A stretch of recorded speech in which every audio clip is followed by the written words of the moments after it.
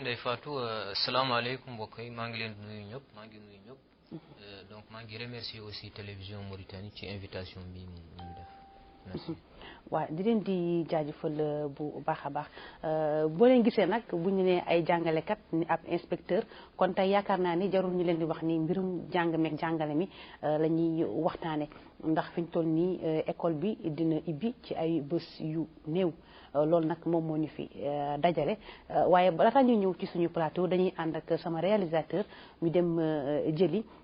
élément bi nga xamante ne ni defal nañ leen ko toppaloon leen jëwriñ ji yor jàngale meeg jàngale mi ci nemmeeku yi mu doon dem di nemmeetu dox goxaat di def goxaat yi rawatina ak dëkk yi nga xamante ne ni xaw nañoo sori Nouakchott te amaana ni jàng mi ak jàngale mi tamit sooxe na fa kon nag ñu ngi may signalé ñu élément bi pare na ñu dem ànd ak leen jëy teewlu ko te ñëwaat suñu plateau. njàng meeg jàngale mi sooxewul fii ci biir réew Mauritanie li ko waral doon na lu ñëpp di laaj saa yu ne doon mbir mu ñëpp di naqarlu te mu yéeme lool ku ci mel ni ñi nga xamante ni ñoom ñooy wajuru ndongo yi di ko laaj ndongo yi ci seen bopp di ko laaj jàngalekat yi di ko laaj ana fan moo lajj kenn xamul. bi nguur gi bees bi egsee donte Covid 19 bi tënk na leen lool ci lu bëri lool waaye terewul ñu des di jàngat ak di def ay taxaw seetlu ba xam lu mbir mi di wunj wala li nga xamante ni moom moo tënk li nga xamante ni moom mooy njàng mi tey jii ana fan la féetee. waa kër jawriñ bi ñu dénk wàllu njàng meeg njàngale mi fas yéene yeesalaat doxalin ak tëralinu njàng mi ci biir réew mi. fas ci yéene def ay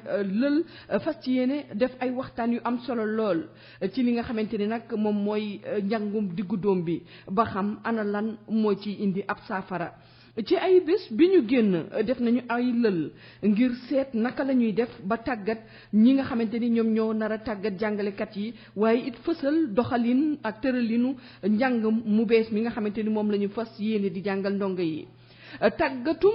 jàngalekat yi nga xamante ni am na ci diwaan yi nga xamante ni ñoom ñoo féete ci penku si réew mi fu ci mel ni kay di dajale na ay diwaan yu bëri ak i gox-goxaan seen i jàngalekat ngir ñu tàggat leen ci mbir mi ni mel. jawriñ bi nga xamante ni moom li ñuy dénk wàllu njàng meeg njàngale mi di leen gunge ba tey ci liggéey bu am solo boobu nga xamante ni moom lay def na ab tukkib nemmeeku ngir seet yenn ci daara yi nga xamante ni ñoom ñoo nekk ci biir diwaan yi ak gox-goxaan yi.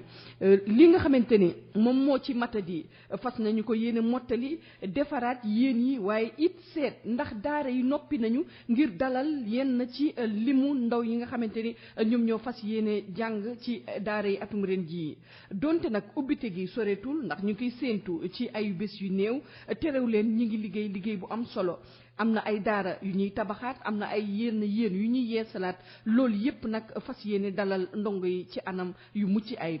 seen émission bii di waxtaan wi mooy dalal yenn ay kilifa ci biir réew mi ngir ñu waxtaanee ana lan moo waral lajj gi njàngale mi lajj waaye it ndax nguur gi yoon wi ñu jël dina saafara jafe-jafe yi nga xamante ni ñoom ñoo am tey fi tey ci wàllu njàngale mi. waaw macha allah di ko jaajëfal bu baax moom Léna Cheikh Gueye ma yaakaar rek ni dégg ngeen laaj bi nga xamante ne ni laaj na ko ndaxte bu nguur gu yees gi tëralee doxalin bu yees loolu day wundu amaana ni xëy na li fi nekkoon am na loo xamante ne ni baaxul bu ñëwee bu dee mënuñoo wax ni lépp xëy na baaxul mais am na ci loo xamante ne ni dafa sooxe ak ba xam yéen a ngi tegu ci yoon pour defar ko tax naa dañuy njëkkee ci monsieur l'inspecteur. asalaamaaleykum. waaleykum salaam ñu kontaan ci question bi ndax ñun jàngale moo nu ñor te ñu nuy yëngatu et que bu ñu la woowee ci wàllu xam-xam moom doo mën lu dul kontaan. enseignement bi Mauritanie jàngale bi ci Mauritanie bu ñu demee bay naan dañ koy soppandi dafa fekk ni am na fekk ni moom baaxul. dama bëgg tuuti ma teg situation enseignement bi actuellement nan la demee pour ñëpp xam fu mu toll ci suuf fu mu toll c'est-à-dire que enseignement bi mu ngi ci suuf. bon nun ay nit lu nga xam ni nekkuñu ci béréb yi dañuy dem ci àll bi di waxtaan ak enseignants yi di xool di inspecter di xool lan la ñu mën def pour ñu taxawalaat enseignement bi suñu tournée yi ñu def yi ñu ci jële yi nga xam ni ñëw nañu jox ko ministre bi ni ko yii tegal nu saafara yi buñ ci gën a ñor moo di tàggat bu ñu war tàggat jàngalekat yi parce que ñoom ñoo yenu yen bi donc ñi nga xam ne ñoo yenu yen bi pour ñun fu ñu war a jëkkee mooy ñu tàggat ñoom loolu benn jëwriñ benn école bi ñoon NS moo koy taxaw mais ñun ci sunu gis nañ ne NS taxawatul mbir mi noonu c'est-à-dire liggéey bu jaar yoon. mais NS ci wàllum jàngalekat yi nekk ci daara ju kawe ji. waaw ci wàllu formation rek. waaw mais même bu dee ñu nekk ci daara ju suufe ji du indi mais NS la. waaw NS la NS man NS la parce que je suis un inspecteur. waaw enseignement bu. waaw digg doon dëgg la. loolu mooy premier problème bu nga xam ni taxaw na maanaam tàggataat jàngalekat yi ci wàllu làkk bu ñuy làkk bi bu fekkee da ngay jàngale français nga fexe bay nga kii ko nga dégg ko bu baax bu fekkee da ngay jàngale arab nga xarañ ci donc loolu mooy problème bu nga xam ne moo ñu jëkk posé beneen jafe-jafe ba nga xam ne gis nañ ko moo di ci wàllu manuel yi gis nga manuel yi nañ leen tëggee ak yiñ ci introduire yiñ ci dugal ci biir dimbaliwul xale yi pour man dañuy war a delluwaat foofu ñu xoolaat manuel yooyu parce que manuel yi IPN moo koy produire benn kii bi ñuy wax institut pédagogique national mais IPN léegi bu defaree ay manuel normalement dafa war déglu ñun ñi nga xam ne ñoo ngi nekk ci ñooy dem di xool dégg jàngalekat waaw ñu ñuy saytu dafa ñu war déglu li ñuy wax IGES inspection générale de l'éducation ñoom dañuy war déglu ñu déglu leen ñu liggéey joxe la nga xam ni dana mën jëriñ askan mais IPN liggéeyam des na manuel yi c'est des manuels yi nga xam ne dafa surchargé doo xam sax man jàngalekat la bu ma taxawee bëgg war jàngale sama doom sax dama am ay jafe-jafe pour dugg ci manuel bi donc loolu la nga xam ni war nañ ko seetaan beneen bi ñu war kii moo di pour man jàngalekat yi fu ñuy jóge ci NS war dugg ci terrain bi stage boobu ñuy def stage bi amul rigueur stage bi amul rigueur war nañu ñu contrôler leen bu baax ba teg leen ci yoon. est-ce que jàngalekat yëpp sax dañuy fekkee stage boobule. waaw ñoom dañ ci war jaar. mais est-ce que ñu ngi ciy jaar. dañu ci jaar mais da ngay ñëw taxaw ci classe bi doo gis sax inspecteur ba nga xam ne moo la war taxaw moom du jël responsabilité ba ñu contrôler bu baax ba xam ne yow mi mën nga dugg ci kii mën nga jàngale. foofu ci stage bi amul rigueur c'est-à-dire seen joxu ko ak xam ki genre kii la rek boo xasee dugg NS yow war na ni say fa nga duggoo ci concours bi yow war na li ma da ngay nekk professeur parce que dara mënul la taxaw sa kanam loolu problème la beneen bi moo di dafa am ñaari façon élève dafa am élèves yi nga xam ni ay kii lañu ay arabophone lañu c'est-à-dire ñoom dañuy jàng làkk dañuy liggéey ci arab ah ñooñu bu ñu demee bëgg leen jàngalee njàng mu am njàngu xarala mi maanaam lu ñuy wax physique wala chimie wala science bu ñu leen nga bëggee jàngal te làkk bi français bi nga xam ne moo war a yanu loolu dégguñu ko du mën dem dëgg la donc ñu bari foofu la ñuy tege seen kii seen gànnaay foofu la ñuy lajjee ndeysaan foofu la ñuy lajjee ci beneen côté bi ñi nga xam ni dañuy jàng ci làkku français ñoom francophone lañu ñooñu boo demee bëgg leen jàngal histoire géo wala philosophie nga bëgg leen ko jàngal en arabe da ngay prêcher dans le désert rek yaa ngi wax ci dans le vide. parce que duñu la teg. parce que arabe bi kenn jàngalul ko normalement. jàngoro boobu nag mi ngi commencé ci classe yu ndaw yi. foofu la commencé. foofu la ñuy war kii naan ba nga xam ni boo taxawee rek loolu lalo li bu taxawee rek li ci des day kii donc loolu mooy ak yu bari yi nga xam ne ñun duñ koy bu ñu ñëwee duñ koy indil suñu département wax leen ko nii lii mooy problème bi lii mooy problème mais ñoom dañuy dem ba moment ba nga xam ne bac génn na rek taux yi baaxuñu ñu commencé crier alors que du foofu da ngay liggéey avant bac. ak avant entrée en sixième ak avant brevet. avant entrée en sixième. ci jàng mi ci suuf fa ngay commencé parce que xale yi baax nañu mais fa ñu leen bëgg jaaree moo du nekk. léegi nag bon xëy na ministre bi mu ngi temps yi mu ngi yëngatu léegi dañuy wax éducation formation ak de la réforme. waaw réforme boobu nag ci li ñu soobu. waaw léegi comme que ñu ngi ci li tax laaj bi leen a laaj li tax mu laaj ji ñu ngi ci loolu. bala après ñu ñëw ci li nga xam te ni nag loolu ngeen yaakaar ni bu ko nguur gi taxawee amaana ni loolu dina dem kon ñu ñëw ci Ndeye Fatma rek yow en tant que jàngalekat nekk ak ndongo daara yi. yow lan nga jàpp ni loolu moo baaxul ci jàng mi bañ ko war a tëggaat. asalaamaaleykum may nuyuwaat sama mbokk yi. pour ñëw ci laaj bi leen a laaj defe naa ni bu ñuy wax ne enseignement bi xëy na dafa yàqu mun nañu reconnaître ne xëy na même bu dee am na yàqu-yàqu am na tamit côté boo xam ne baax na ci te bi ñu demee tamit bay wax réforme wala ñuy wax réforme sax xëy na tamit gis nañ ne am na côté bu mu lajjee am nañu côté boo xam ne bi ñëpp reconnaître nañu à l'unanimité que ni njàng mi xaw na fa suuxe te li ko tax a suuxe mooy ci fànn yu bëri la booy xool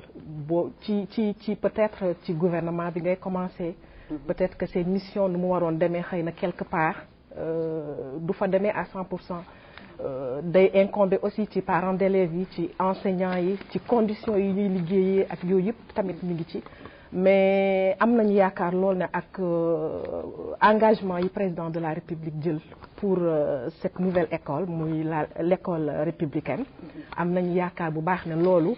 dina mun a saafara jàngoro yi nga xam ne yëpp moom lañu jànkantaloon ndax école de la République bi day tëggaat beneen citoyen mauritanien un citoyen modèle boo xam ne bi lépp luñ doon xool li ñu naqari woon ci citoyen bee nga xam ne gisoon nañ ci moom yenn perte de valeur yi wala gisoon nañ ci moom yenn fànn mu am fu muy lajjee école de la République boobu dina mën a ñëw pour saafara ko donc mu doon loo xam ne am nañ ci yaakaar bu baax xam naa ni bu ci kanamee dinañ ci gën a xuus incha allah. waaw macha allah jërëjëf kon mu ñëw ci Bakary Gueye Bakary yow mbirum jàngale mi macha allah tabaarkalla yàgg nga jàngale am nga ci expérience bu baax te tamit bokk na ci ay mbir moo xam ne yow da nga ciy def ay gëstu yu bari ak di ci bind lan nga yaakaar ni yow moom moo baaxul woon. ci li ñu yoroon ba tax ñu war a def tey lu bees. bon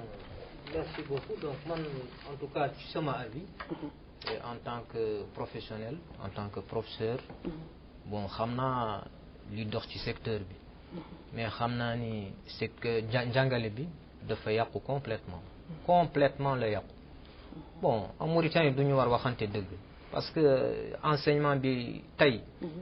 n'importe qui même l'homme de la rue xam na ni baaxul dara et puis enseignement bi lu ko yàq mooy politique duñ ko politiser complètement loolu moo yàq enseignement bi pour comprendre ci naka waaw pour comprendre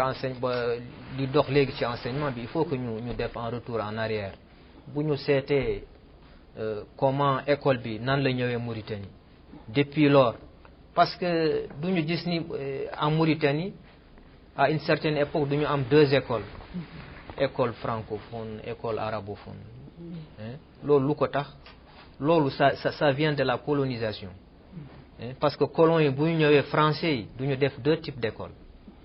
duñu def école pour les gens qui sont puissants ñu def école pour les pauvres am na école bu ñuy wax les écoles les médersa médersa ce sont les gens puissants ñooy jàng foofu am na les écoles de village foofu pauvres yi ñooy dem foofu donc c'est depuis lors et puis les médersa depuis 2012 le que français yi introduire ci Mauritanie depuis lors il y a une discrimination boobu français yi ñoo ko introduire après il y a eu également am na ay réformes yoo xam ni ay réformes la première réforme bu commencé en 1967 hein xam nga ni en 1966 am na ay problèmes yu bare ci enseignement bi am na ay problèmes yu bare parce que duñu bëggoon imposer arabe bi et am na Mauritaniens yu bare ñu ni ils sont pas d'accord pour ça après mu def problème bu mag donc après mu am benn réforme la première réforme en 1967 réforme boobu c'était pour un enseignement bilingue pour que ñu enseigner ci classe yi français ak arabe mais yàggul ñu ñëw encore ñu duñu def beneen réforme en 1972 parti bi nekkoon le parti unique le PPM ñu jël décision ñu ni duñu def un enseignement arabisé à partir de 72 foofu aussi c'est de la politique la après ñu dem ba 1975 ñu ni duñu def une arabisation à 100% te loolu xam nga ni Mauritaniens yi d'accord ñu ci parce que y a pas eu de consultation duñu yeewu rek ñu ni duñu def lii loolu après loolu moo indi ay problèmes yu bare ci école bi donc il y a eu cette imposition de la réforme de 1975 avec début de l'arabisation après ñu dem ba 1979 encore militaires yi ñëw yàq yëpp après indi beneen réforme encore en 1979 foofu lu ñuy def division entre Mauritaniens ñu ni les arabes duñu def arabe par force kenn laaju leen ñeneen ñi suñu bëggee ñu def arabe suñu bëggee ñu def français loolu depuis lors loolu moo yàq école il y a eu 2 écoles en Mauritanie depuis à partir de 79 et puis loolu moo yàq enseignement bi complètement et puis réformes yi ñuy def c'est des réformes improvisées laajuñu enseignants yi laajuñu peuple bi duñu yeewu rek ñu ni duñu def réforme bi après ñu dem ba 1999 encore beneen réforme ñëw beneen réforme en 1999 réforme boobu c'est cette réforme qui a tué l'enseignement 1999 parce que et puis réforme boobu ñaari nit wala ñett ñoo ko def duñu ñëw def proposition bi président rek ñu imposer réforme bi et réforme boobu jusqu'à présent ci réforme boobu lu ñu nekk et puis réforme boobu moo yàq enseignement parce que duñuy diviser matières yi am na ay matières yu ñuy enseigner en arabe am na ay matières yu ñuy enseigner en français les matières scientifiques duñu leen di enseigner en français les matières littéraires duñu leen enseigner en arabe et puis loolu problème la parce que y avait 2 écoles am na ñoo xam ne ñi français rek lu ñu doon jàng am na ñoo xam ne ñi arabe rek lu ñu doon jàng après ñu ñëw bon réforme boobu dafa def c'est une réforme qui unit pratiquement l'école mauritanienne c'est-à-dire élèves yëpp léegi benn école moo am depuis 99 benn école moo am donc mais problème bi c'est que réforme bi ça a été pris comme ça et puis il y avait pas amuñu woon ay enseignants parce que duñu ni léegi calcul mathématiques sciences naturelles physique chimie duñu leen di enseigner en français uniquement et puis il y avait pas des professeurs de français suffisamment et puis même ci primaire bi amuñu woon ay professeurs ay instituteurs francophones et puis am na problème bu mag parce que on a fait l'entrée en 6e en 2005 ñu def entrée en 6e mais élèves yi ñëw ba 6e année musuñu jàng français musuñu jàng français et puis d'ailleurs le premier concours bu ñu def en 2005 ils se sont rendu compte que élèves yi mënuñu jàng français te calcul bi c'est en français amul arabe mais lu ñu def du ñu dem def en concours bilingue ñu indi des sujets en arabe des sujets en français lii cinéma la parce que élèves yi normalement français rek ñu war mais bu fekkoon ni appliqué nañu décision bi kenn du dem collège hein c'est que bon voilà kii théâtre la et puis élèves yi dem collège te musuñu jàng français et puis bu ñu ñëwee collège du ñu jàng mathématique en français du ñu jàng science en français comment est-ce que mën nga jàng des matières en français et puis musuloo def français loolu tax loolu yàgg la woon mais fi ñu toll nii yàggul jusqu'à présent ça continue loolu yàggul mais fi ñu toll nii même en ci ay 2020 réformes non loolu mën naa ni fi ñu toll nii Mauritaniens yi taxaw nañu pour tourner page boobu ndaxte ñu ngi ci ay réformes page boobu tourné gul amuñu benn réforme y a rien à changer dara changé wul jusqu'à présent léegi Mbaye inspecteur waaw am na la ma yokk ci li mu répond ndóoboon la ci loolu Guèye laal na mbir mi moom laal na mbir mi ndax lan mooy dañuy wax ni boo demee ba xamatoo foo jëm dangay dellu fa nga jóge woon ndegam xam nga fa nga jóge woon ci sama gis-gis Mauritanie parce que man école bi ma def c'est 1000 fois meilleur que école bi sama doom di def parce que man ba ñu may jàngal dama nekk un vrai bilingue loolu moo doon yoon bi te xale yi ñun attanoon nañ ko loolu ñu doon jàngal attanoon nañ ko mais la ko indi mooy lu mu wax la politique mooy indi problème gis nga am na ay mbir ci wàllu réew kenn du ko politiser santé kenn du ko politiser l'éducation kenn du ko politiser la sécurité l'armée kenn du ko politiser donc politisation boobu muy wax moo tax ñu dem ba ëllëg ñii ba taxaw benn jour ñii ni suñu ay doom dañuy nekk arab ñii ni suñu ay doom dañuy nekk ay kii ñenn ñi ni gaa suñu ay doom gaa dañ leen jàngal suñu làkk te loolu solution la ba léegi mën nañ ci xóotal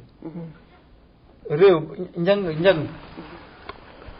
gis nga Guèye lu mu wax dafa poser problème mu programme mooy lan mooy nga projeté wu ci l'avenir programme ñett ñoo ko yan il faut nga xam fa nga jëm mooy finalité yi te finalité ñett la rek mooy xam-xam ba nga war sol xale bi dans un premier temps xam-xam boobu jëriñ bu nga koy jëriñ moom ci wàllu technologie dëkk bi avancé mu am beneen secteur bu nga xam ni problème valeur la maanaam comportement yi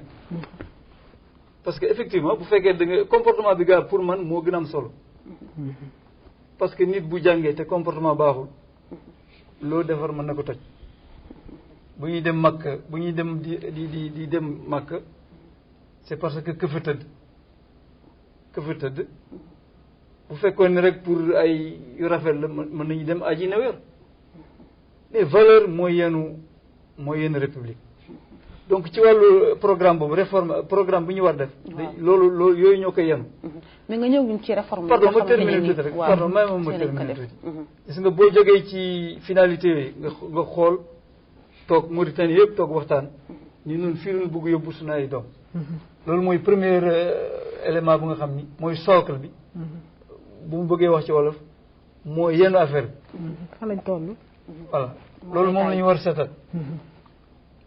bu ko defee ñu dem ci deuxième partie programme enseignement mooy nga xool élaborer ay manuel yi nga xam ni dañ koy seetantal ko parce que duñu jàngal suñu doom n'importe quoi am na la nga xam ni war nañu wax ni lii dafay dafay orienter suñu ay doom yi ci keneen kii bu ko defee ñu dindi ko bu ko defee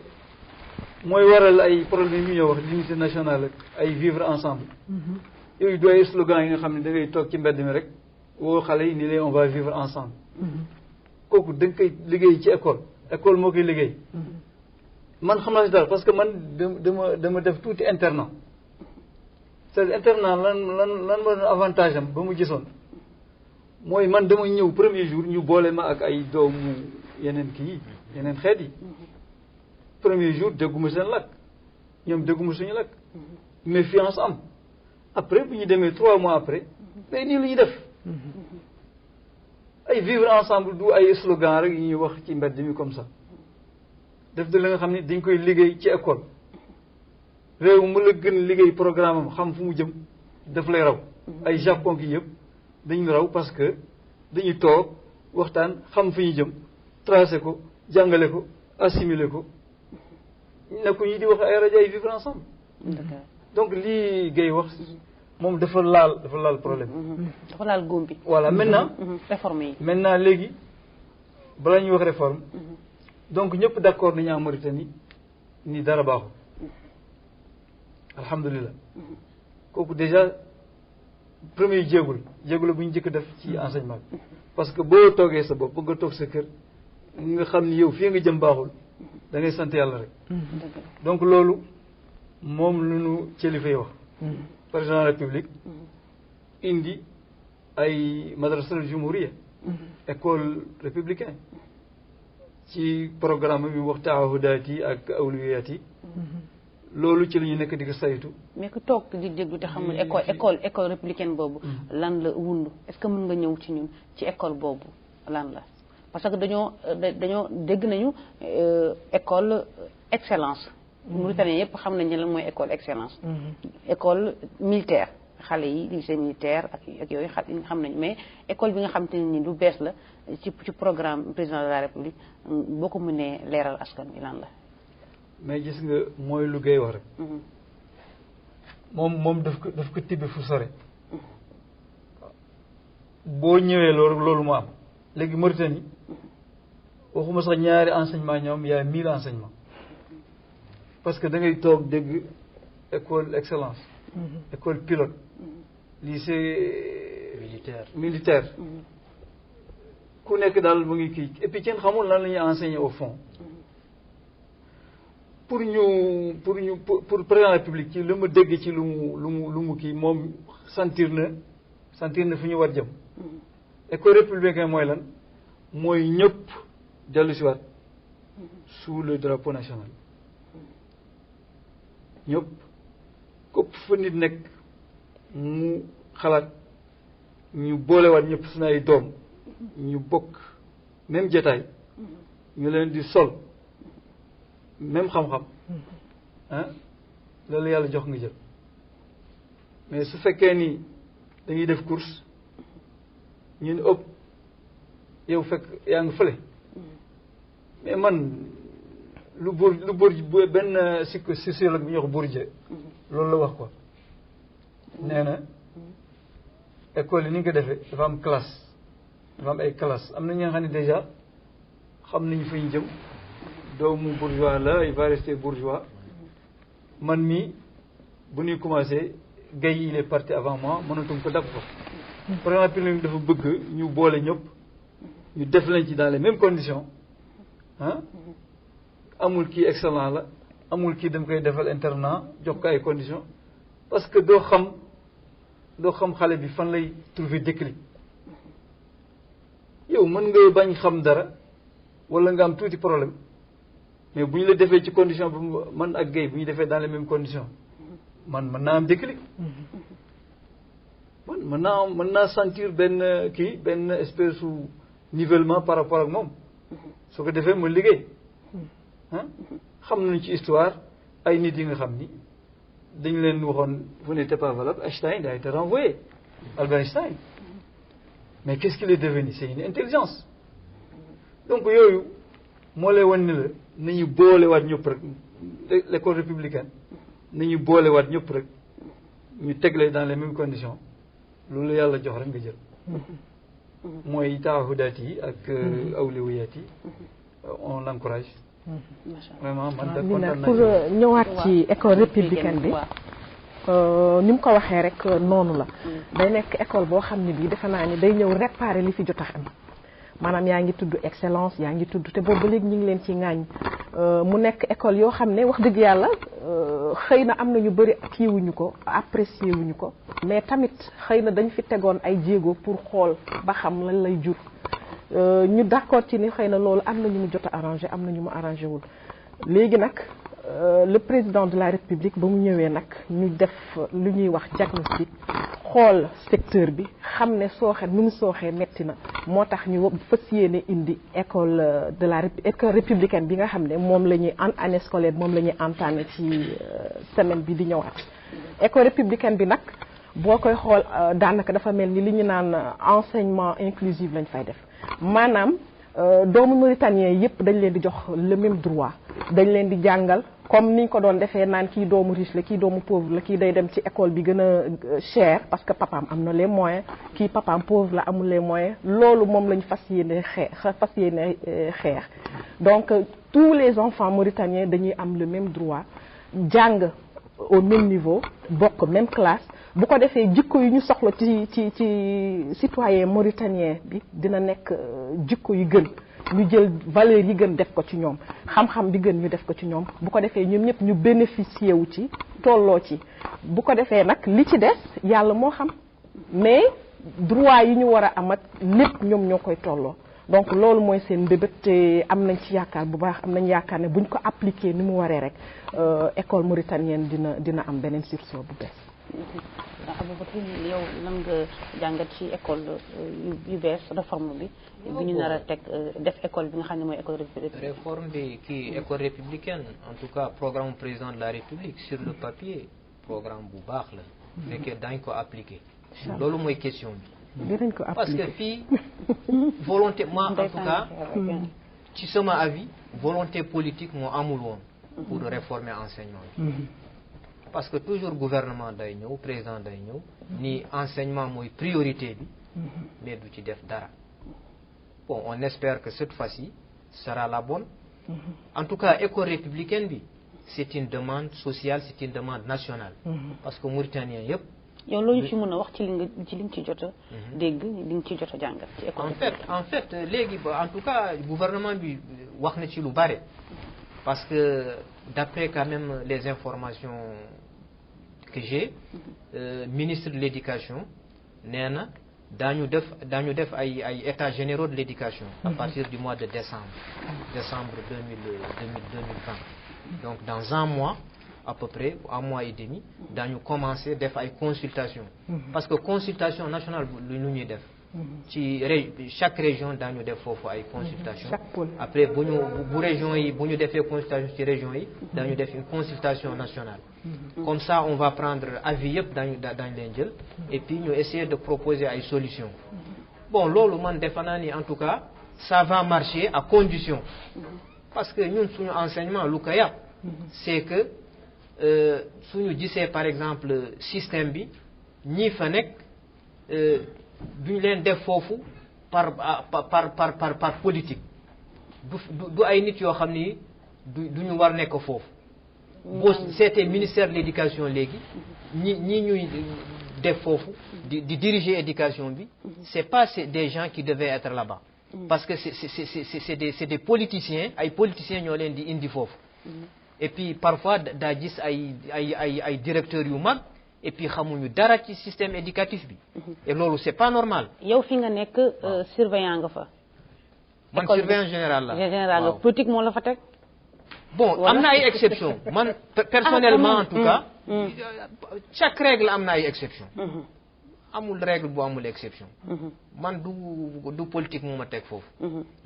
xëy na y a une erreur on m'a mis là-bas te nanguloo keneen tamit fu mu toog ni dafa war a toog que ni moom tamit exception la non lii moi defe naa ni lii amul bu yàggee mu nekk règle amul discussion parce que ñëpp xam non parce que mënoo toog fii mënoo toog fii quand même boo nee y a des directeurs qui sont là-bas qui sont pas compétents loolu man du ma si d'accord parce que am na ñoo xam ne seeni poste dañ koy jafe ba am ko c'est vrai am na mais c'est pas général faut pas généraliser quand même j'ai pas généralisé man j'ai pas généralisé moi j'ai dit qu'il y a des gens et d'ailleurs c'est généralement la règle on les amène là-bas par piston et puis loolu moo yàq enseignement bi soo gisee léegi ci tous les établissements scolaires en Mauritanie boo gisee les directeurs qu'on a mis là-bas mais la plupart ils n'ont pas le niveau pour être là-bas loolu moo yàq enseignement bi ça c'est la vérité ñëpp xam nañ ko amul personne ne le conteste donc bu fekkee réforme bi président de la République bugg a def il faut que ñu seet pilotage du système bi ñu seet ñi nekk ci établissement scolaire yi directeurs yi ñooy def parce que on doit pas prendre n'importe qui def ko directeur tey boo demee daa gis ay nit yoo xam ni amuñu seen place foofu ñëpp xam nañ ko et puis loolu c'est pas normal mais bëgg naa xam ba xam monsieur l'inspecteur ba xam directeur école day nekk koo xamante ni nii ci jàngalekat yi lay bokk maanaam du ñu jël koo xamante ni du ñu jël benn infirmier indi ko ci école def ko directeur. jàngalekat mais parfois on prend le jàngalekat Bakary li muy wax. parce que tey mënoo nekk ci benn corps ba tamit di wax ni yenn kàddu yi ci corps boobu. Moi je dis la vérité. dégg nga da nga koy wax. ça moi je dis la vérité j'ai pas géré. ci football léeg-léeg saa nga marqué benn but contre sa camp dal. loolu mën na nekk. doo ko tey. mais gis nga Bakary lu mu la wax. loolu moom kenn mënu ko weddi. y a le côté politique. maanaam jël nit gi nga xam ni. warul nekk foofu nga teg ko foofu. loolu am na ci pourcentage très important bu nga xam ne loolu moo yàq enseignement bi. parce que léegi man damay nekk 26 ans dans un établissement. ma toog gis ki nga xam ni ñëw am 5 ans. 5 ans il est ton directeur. mu ñëw nekk sama directeur. loolu day créer ay frustration. day créer ay frustration maanaam day kii du la neex. te mën nga ci profité bàyyi sa loxo. yu mel noonu am na politisation ba am na. mais pour ma dellu si ma jox la précision ci école républicaine bi nga xam ne président de la République moom la war tabax. cohésion nationale la ci jub. Mauritanie yëpp joxante loxo. bu amul du ñuy sonal suñu bopp rek. parce que bu ñii di gas ñii di suul. pën day bëri rek. kàmb du mos a am mais kàmb du mos a am. donc Mauritanie yëpp président de la République ci idée bu mu général bu nga xam ni moo tax Mauritanie yi bëri votel ko moo di cohésion nationale bu mu bëgg fexe bay def ko. yaa ngi dégg beneen bi mooy ñu jële fi discrimination. discrimination moom la Bakary doon wax léegi. am na ñi nga xam ni peut-être dañuy jógee parti bi peut-être dañuy jógee ministre bi peut-être dañuy jógee nangam ñu jox leen place kooku discrimination la entre les enseignants même fàttewuma discrimination bu am entre les élèves. discrimination c'est entre les enseignants. beneen bi mooy ñu fexe bay justice am justice ñu fexe bay ku nekk ñu joxul sa àq. yàlla may nun chance na ñëpp ñu nekk ay jullit. jullit nag am na fa nga xam ne du fa àgg. loolu chance la nañ ko exploité. bu ko defee rek daañu sentir ni am na lu nu boole ciment boobu di islam bi ñu profité ci rek réew mi décollé. te mën a nekk yàlla may nunu lañuy la gars yi di wax alxayraat mu ngi ci biir suuf si. yàlla may nunu ñun ñëpp nu nekk ay jullit 100%. loolu base la. nañ ci profité président de la République lii mu wax wax taahudaat yi te alxuraan wax wa awfu bil ahdi inna al ahda kaana masuulan moom joxe nit ñi rendez-vous. donc ñëpp a ngi toog na doxal. na doxal parce que loolu mu wax bind gi ci kayit rafet na moom la Bakary doon wax léegi. c'est très beau le projet là. donc léegi na doxal. bu ko defee ñu Mauritanie yëpp jàpp ci. njëriñ laa ngi ci biir suuf si. ñu jàngal xale yi. xale yi mag am technologie exploité ko. Mauritanie dañ koy gën dégg rek. man loolu moom la doon ajouté ci lu muy wax. ci problème mu école jumhuriya. d'accord école jumhuriya bu ñu jëm bi. yooyu ñoo koy yëkkati. boo ko defee tout le monde va trouver kii bu amul kii lii la que tout le monde. man loolu laa gëm te. loolu mooy yoon réew. ñëpp d'accord nañ. d'accord gis nañu tamit ni fi ñu toll nii ñi ngi wër ci gox-goxaat yëpp di tàggat li nga xamante ne ni moom moo di jàngalekat yi kon tàggat boobu ñuy tàggat jàngalekat yi yan solo la mën a indi ci tamit réforme bi nga xamante ne ni fas yéene nañ koo door. tàggat yi ñuy tàggat gis nañ ne temps yi le ministre ñu ngi def tournée. ci pôle yëpp dem na Ayoun dem na Kahedi dem na Néma Atar je crois Atar ak adjus mu am des ateliers yoo xam ne dañ ko def mu nekk lu am solo parce que d'abord avant enseignement bi ñoom enseignants yi dañu commencé former ñi ñu naan les formateurs c'est-à-dire ñoom ñi nga xam ne ñooy tàggat jàngalekat yi d'abord ñooñu lañ defal ay ateliers pour former leen d'abord ba pare léegi bu ñu leen former ba pare defe naa ni juste après ouverture bi am na programme am na projet yu bëri daal yoo xam ne dañ koy def pour perfectionnement enseignement bi ay ateliers yu bëri yoo xam ne tamit dañ ko programmer yoo xam ne ci fête yi wala ci week-end yi par exemple dinañ ko def pour enseignants yi mën ci profiter donc à chaque fois que ñu xool ne y a des lacunes quelque part dina am des ateliers yoo xam ne dinañ ko def parce que léegi dañu seet ne biñ defee diagnostic ba pare donc li war léegi mooy enseignant bi ñu accompagner ko kenn dootu ko bàyyi noonu rek muy dem ci nu ko neex léegi dañ koy accompagner léegi y a l'inspecteur y a les formateurs ñoom ñëpp day am suivi boo xam ne bii day tax enseignant bi bu fekkoon am na quelque part yenn lacunes yi dina tax mu mun a améliorer wu dina tax mu mun a perfectionner wu donc kenn du ko bàyyi day am suivi te ci loolu defe naa ministre bi ci tànk yooyu la taxaw moom et son secrétaire général tamit il y a pas longtemps def nañu tournée ayu ak adjus tamit ak voilà loolu la donc ci loolu ci la ñu nekk te loolu gëm nañ ni lu bu fekkente ni rek jël nañu volonté bi mi ngi fii te bu fekkente ni jëmmal nañ ko rek dina doon loo xam ne dina jur njëriñ parce que enseignement bi dëgg la kii na bëri na fu laj ji torop mais bu ci ñëpp jàppee ñëpp taxaw ci rek am ak volonté politique bi président de la république am nañ yaakaar ne lu bëri dina changer te même le ministre bi ñuy wax booy xool c'est quelqu'un boo xam ne bii qui est issu de la famille éducative koo xam ne kii dafa miin secteur bi parce que ba ci projet bii ñuy wax nii muy enseignement inclusif bii ñuy wax nii géré na projet boo xam ne bii pendant des années bu ñu doon wax SWID c'est le ministre qui l'avait géré mu nekkoon coordinateur bi donc c'est quelqu'un qui s'y connaît koo xam ne kii wax dëgg yàlla dénk nañ ko lu mu xam te am nañ yaakaar ne fii mu toll nii fi mu jëm incha allah dinañu jural njëriñ donc dañuy ñaan rek na ci ñëpp jàpp parce que ñëpp ñoo ci war a jàpp du loo xam ne gouvernement rek moo ci war a jàpp pouvoir public kese parents d'élèves yeeg ñëpp tous les acteurs dañ ci war a jàpp bu ko defee ñu xool xale yi nga xam ne parce que du ci mag ñi la ñu mën a am kii xaar résultat bi ci xale yu ndaw yi à la base fa lañ koy amee cohésion sociale beeg valeurs yi ñu perdre yeeg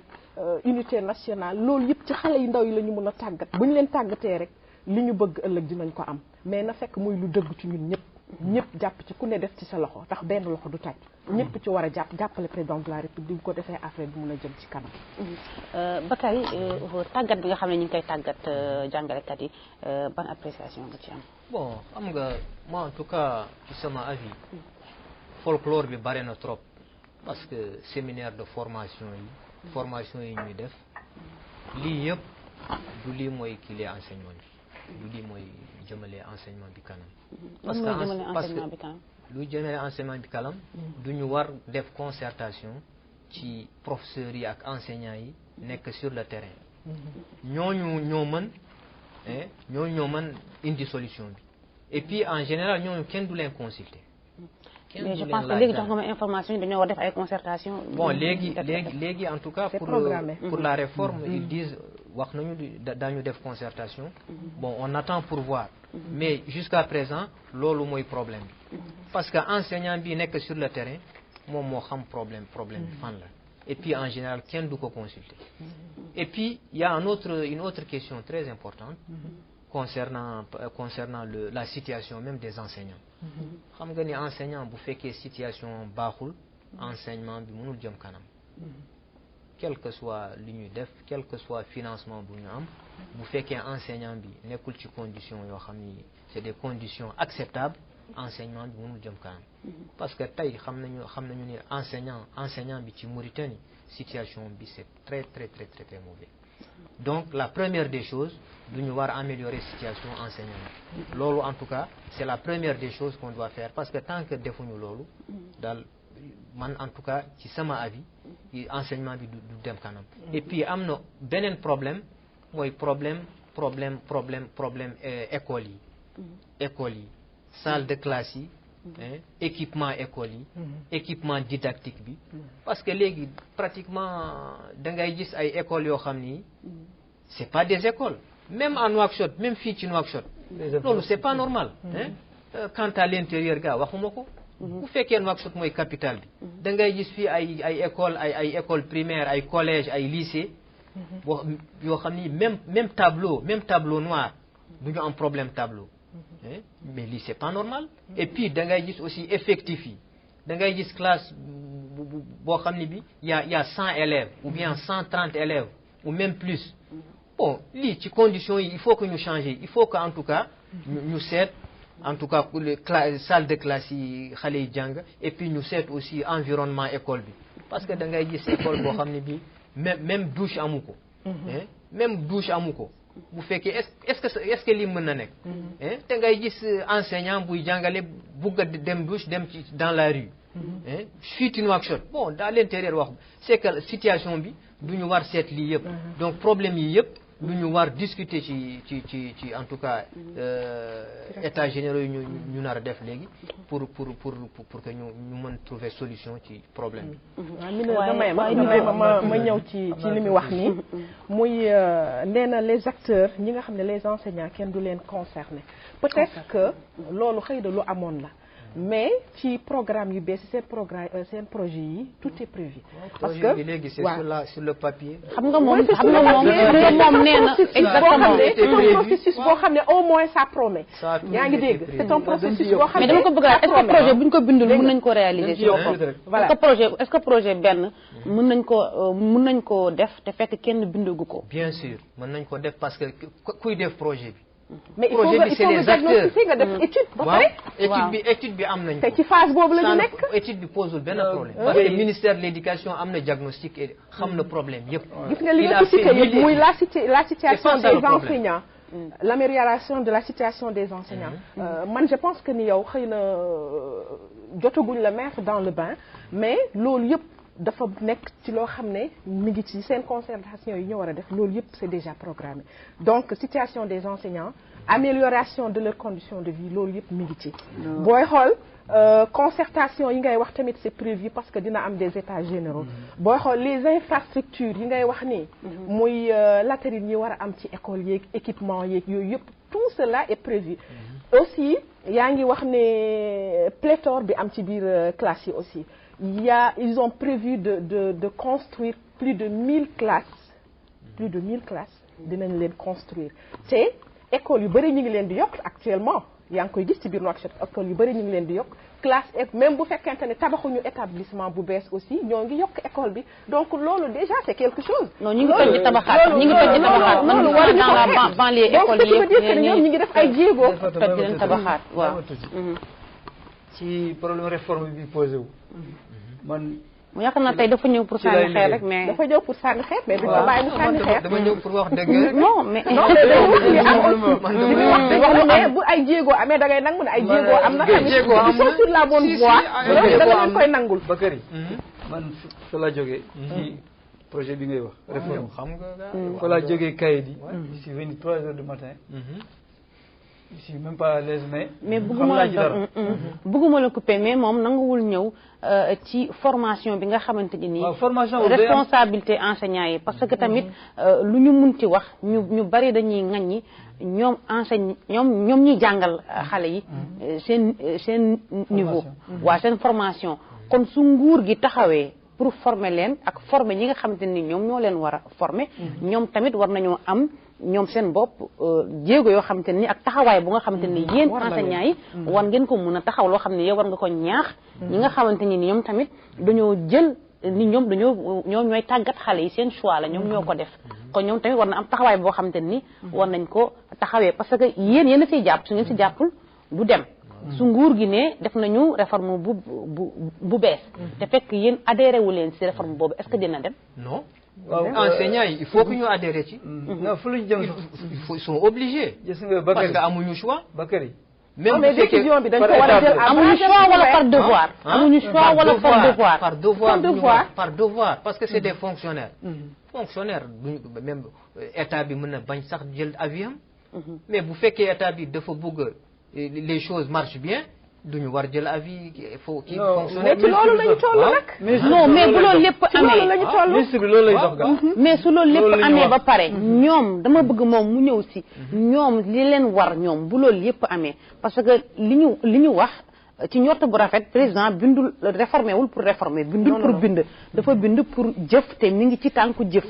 déjà tàggat ñi di tàggat xale yi ñi ngi ci kon ñoom ñi ngi koy commencé ñi ngi koy tàmbale ca tàmbale kaay ba waaye ñoom ñi nga xamante ni ñoom ñoo des ak xale yi nekk ak xale yi di tàggat xale yi yéen seen taxawaay lan la war a nekk yéen seen li ngeen war a def yéen mu nekk seen wareef parce que tey bu ñu leen tàggatee wala ñu woo leen kaay ngeen tàggatu ñëwu leen wala bu ngeen ñëwee ci salle de classe bi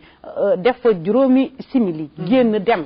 wala li ñu leen jàngal yi bu ngeen demee révisé wu leen ko wala nga war a ñëw classe la veille xooloo li nga war a jox xale yi yéen tamit ci seen niveau yéen jàngalekat yi am na ay problème yoo xam ne nii mi ngi ci yéen waaw ma bëgg nag nga ñëw ci nag wax ak jàngalekat yi nga xam ne ñu lay seetaan c'est vrai loolu mais mënoo fi nekk rek di kii non li nga wax moi je suis d'accord avec am na wax ko nag dëgg la mais man loolu laay xar teew nga wax ko am na ay problème yoo xam ni ci enseignants yi la jógee parce que tey xam nañu ni il y a des enseignants qui sont boo xam ni duñu sax enseignant duñu enseignant et puis duñu def seen liggéey il y a beaucoup d'absentéisme loolu on le reconnaît mais aussi am na ay enseignants yoo xam ne duñu def seen liggéey et puis ils sont prêts à participer à toutes les réformes ils sont d'accord avec tout ce que l'État est prêt à faire mais en général man li ma wax mooy état bi généralement du consulter enseignants yi du ñu jël ay décisions au niveau du ministère ñëw et puis imposer ko enseignants yi avant dootul léegi léegi affaire yi dafa changé loo xam na ba pare yow li ngay wax non lii ci diagnostic yaa ngi ci 99 ak man maa ngi ci diagnostic ci lu bees tax loo xam non yaakaar naa ne diagnostiqué diagnostiqué diagnostic jeexagul non mayuma la mais mënuñu passé suñu émission bi yëpp ci diagnostic te ñëwuñu ci réforme yi dañu am y a des points plus importants exactement parce que ñun suñu nekkee di diagnostic loo xam ne ni weesu na baaxul te ñu ngi dëkk ma loo xamante ni lu baax la Bakary ministre bi lu mun a assuré nee na cette fois-ci dañuy fexe ba ñëpp joxe seen xalaat mais nag par étape il y a d'abord la formation des formateurs ñun ci lu ñu jóge tout à fait bu ñu jógee foofu affaire bi ministre bi en personne dafa ñu wax na ngeen ko partagé ku nekk ngeen déglu waxam information yi yëg ñëw ci moom loolu wax c'est atelier de formation des formateurs pour les nouveaux programmes révisés bokkul ak réforme nga xam ne mu ngi ci première année mu ngi ci première année fondamentale cette année moom la ñuy kii day yëg li même au collège dans 7 ans ci lay ñëw collège mais lu mu nu assuré ministre bi lu mu nu wax daf na ni ñu fexe ba fu enseignant nekk na joxe xalaatam ci la ñu nekkoon temps yi mais yëg nañu ni ministre bi boppam lu mu wax li gëm na ko te am na volonté bi parce que depuis loolu toogul man kay di pôle sud bi lu mu fa ñëw di def ay rencontre ak kii ak yoon bi nu mu méttee yëpp y a quelque chose am na yooyu ni daal tout à fait donc ñun ñi nga xam ne noo nekk ci terrain bi noo ko war a dimbali wallaahi jàppale ko ku nekk fa nga nekk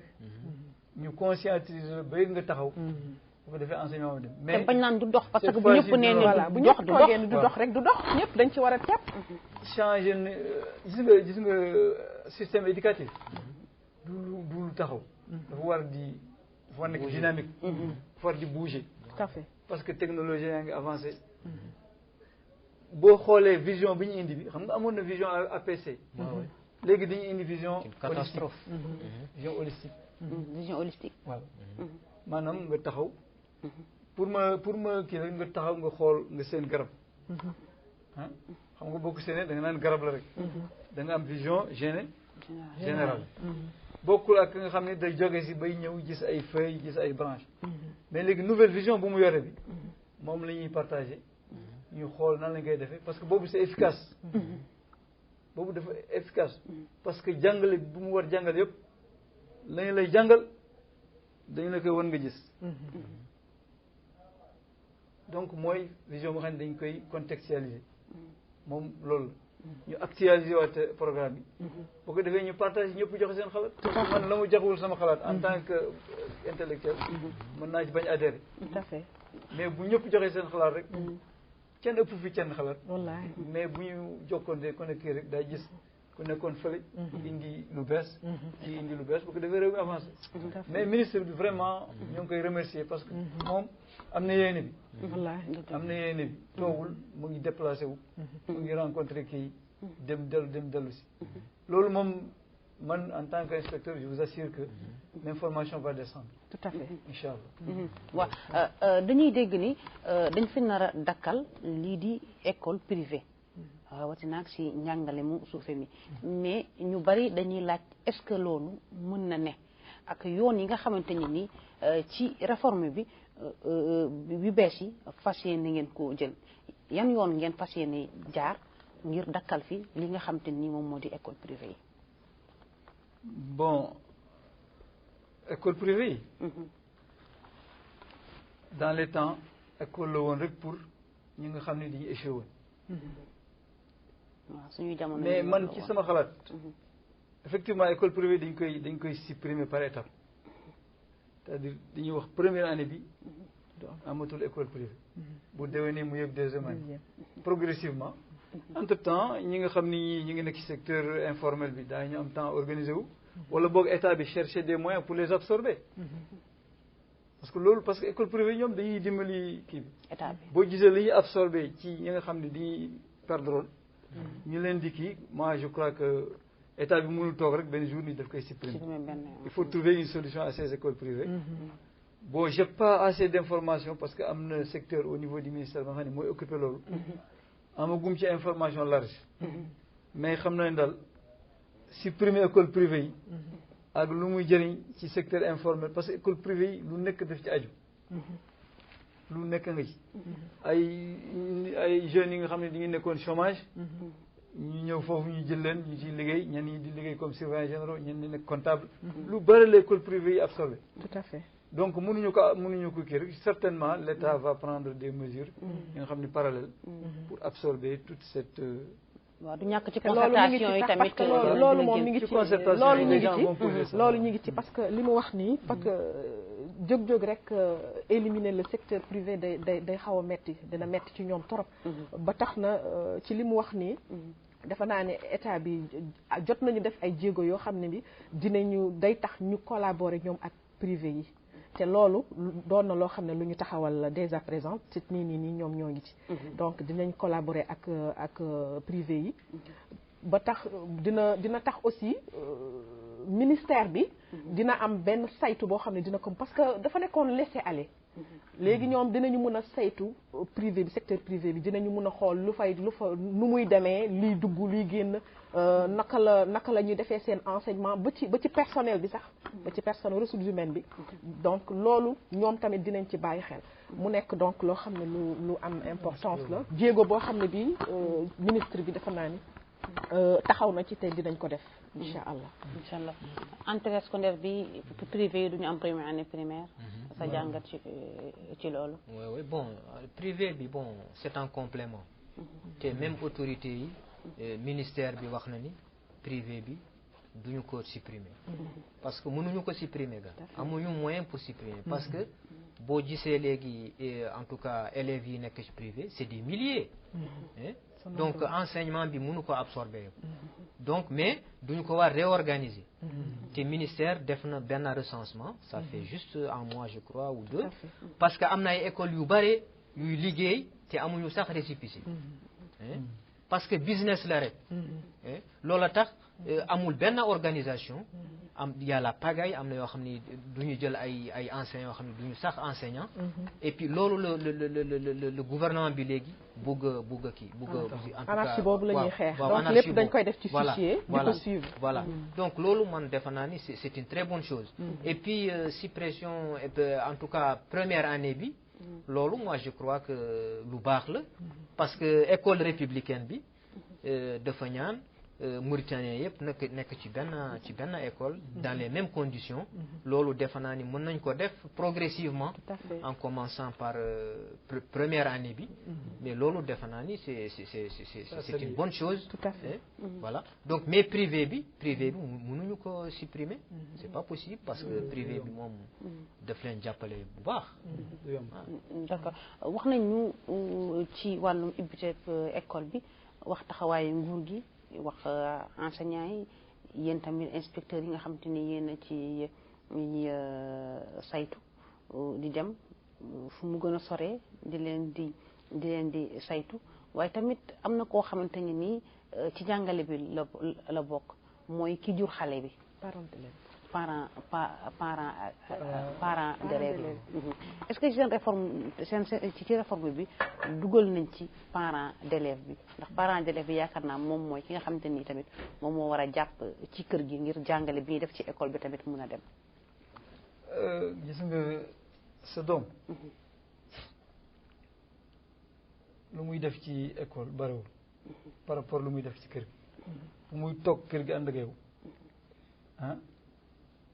bu arab yi di wax al ummu madrasa gis nga première école boobu soo ko ratee kenn mënatul a kii donc état bi mënul négliger parents d'élèves parce que boo xoolee bu entrée en sixième jotee parents d'élèves yëpp ñëw wër école di jënd ay rose di joxe di jënd ay kii kooku ma la wax ne le parents d'élèves yi seen doom fii lañ ko teg donc état bi mënu boo ko négliger day jël solution bi nga xam ni c'est pas bon à mon avis foo dem ci Mauritanie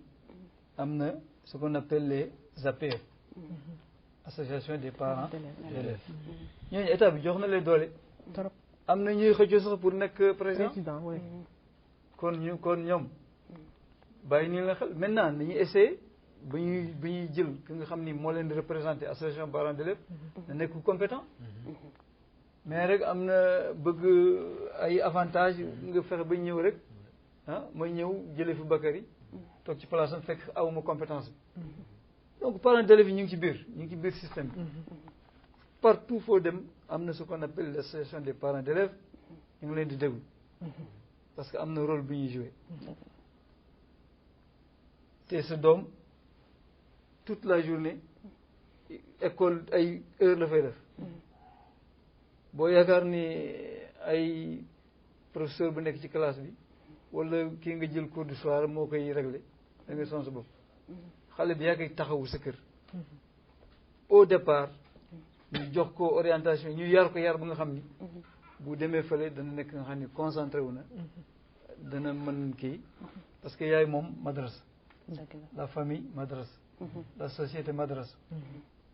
du rek dugg ci 4 murs am na ñoo xam ne jànguñu ci école ay autodidacte lañu ñenn ñi ñoo jàngal seen bopp donc parents d'élèves moom dafay jouer un rôle central mu ngi ci biir man kooku moom bu mu ko déggee ñoom nag nit ñi am fulla am fayda dox ni bu gisee ko jàngalewul ñu dem ni diw jàngalewul Bakary mii ñëwatul sama kaye doom bi benn leçon lañ ci bind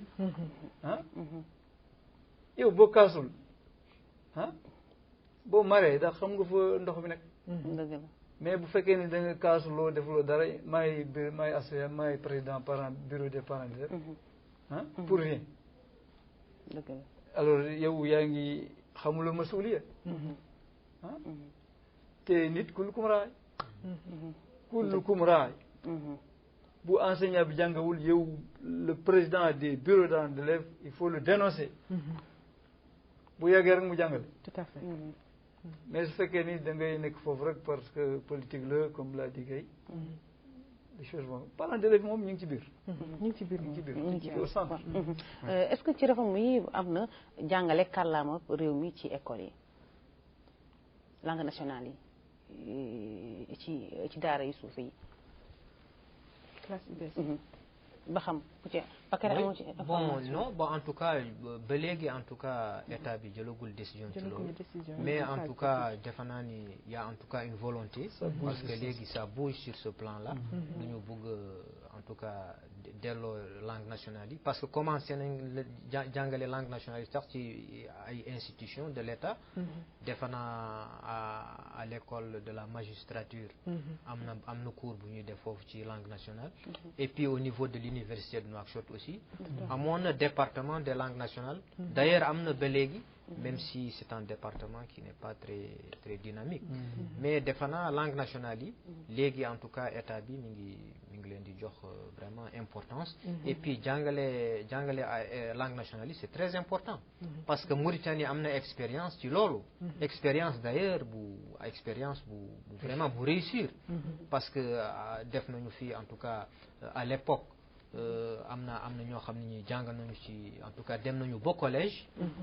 et puis pratiquement def nañu évaluation et puis gis nañu ni vraiment c'est une très bonne chose et puis amoon na benn institut fii institut des langues nationales bu suivre en tout cas bu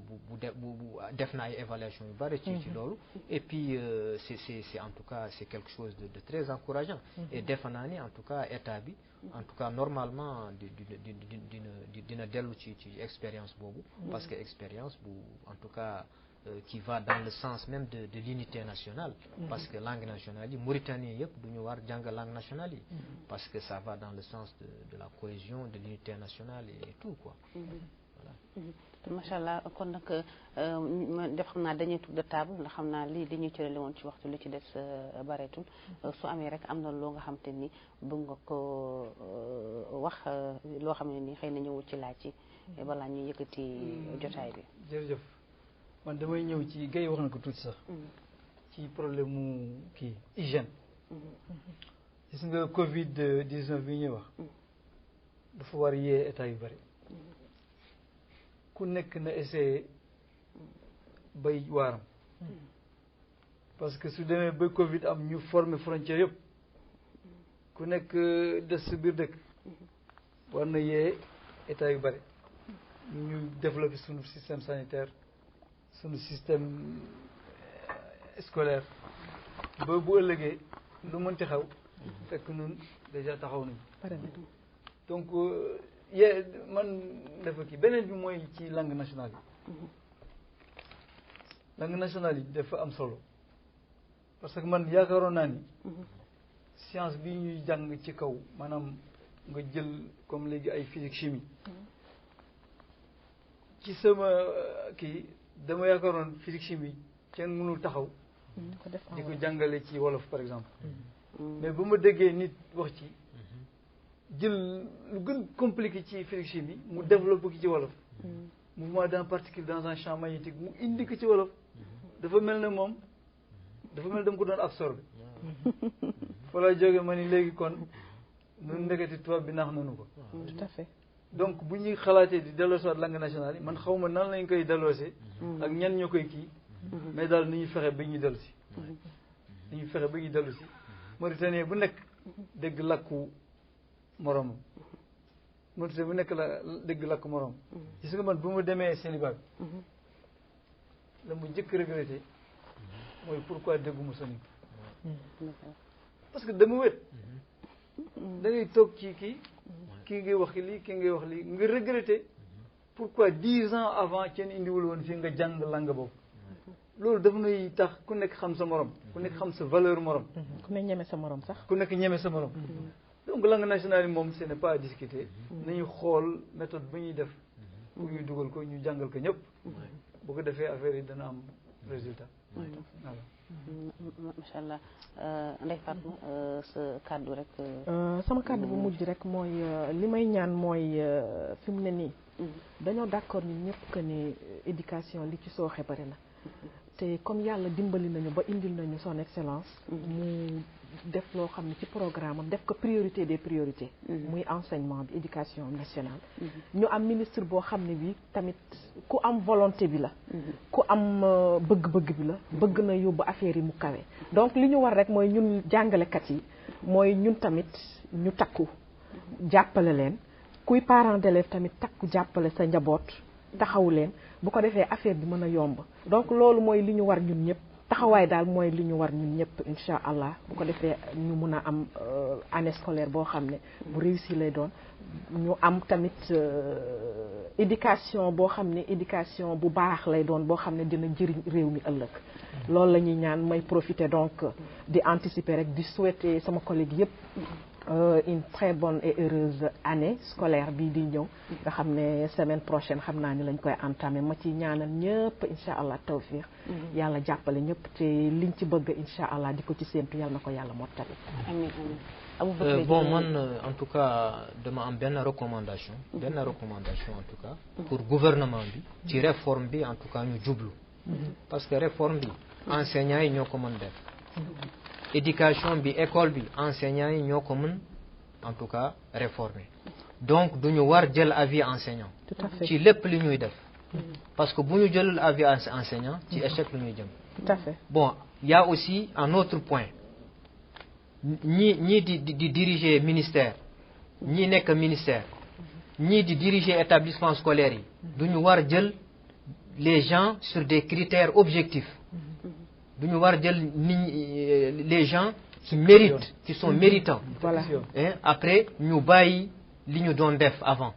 parce que avant duñuy jël ci ay bralon rek loolu duñ ko war a bàyyi di récompenser les meilleurs aussi. Voilà de récompenser les meilleurs dina motiver enseignant bi motiver enseignant yi et puis mettre l'homme qu'il faut à la place qu'il faut en tout cas lii mooy solution en tout cas enseignement ci Mauritanie. parents d'élèves yi loo ciy wax. Parents d'élèves yi aussi c'est un partenaire fondamental